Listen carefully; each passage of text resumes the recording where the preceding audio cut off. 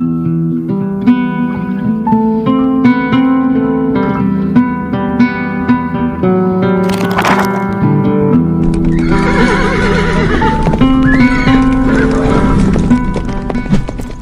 शताब्दी में उत्तर भारत में जब गुप्त वंश सत्ता में था, तभी दक्षिण में सातवाहन साम्राज्य के पतन के बाद कई नए राजवंश सत्ता में आए।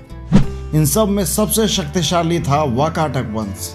ऐसा माना जाता है कि राजा विंध्य शक्ति ने वाकाटक साम्राज्य की स्थापना की थी। असल में विंध्य शक्ति सातवाहन राज्य में सामंत थे और सातवाहन वंश के पतन के बाद ही उन्होंने खुद को विंध्य क्षेत्र में स्थापित किया। इसलिए पुराणों में वाकाटक वंश का उल्लेख विंध्यक के रूप में किया गया है। यह भी माना जाता है कि विंध्य शक्ति एक यवन थे, यानी इंडो ग्रीक के वंशज थे।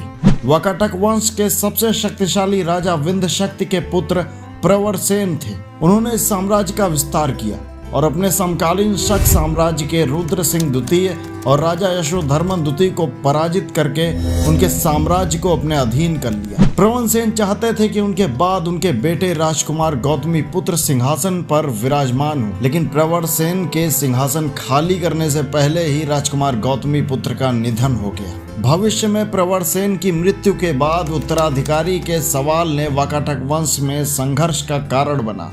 प्रवरसेन के बाद सिंहासन के दो दावेदार थे, गौतमी पुत्र के बेटे रुद्रसेन प्रथम और गौतमी पुत्र के छोटे भाई सर्वसेन। रुद्रसेन को उनके नाना यानी नाग वंश के भरशिव का समर्थन प्राप्त था, जो मध्य भारत के सबसे मजबूत शासकों में से एक थे।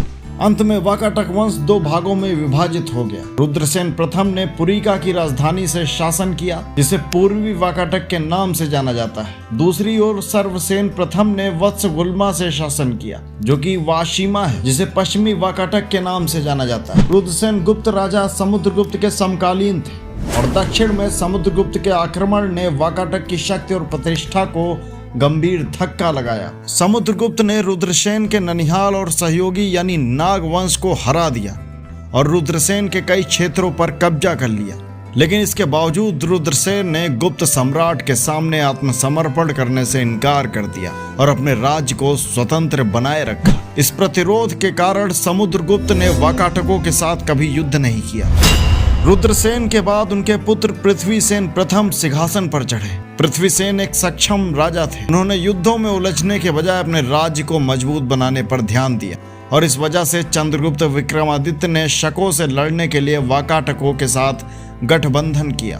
उन्होंने अपनी बेटी प्रभावती का विवाह पृथ्वीसेन के बेटे रुद्रसेन द्वितीय से करवा दिया। गुप्त और वाकाटक के गठबंधन ने शकों को हमेशा के लिए खत्म कर दिया।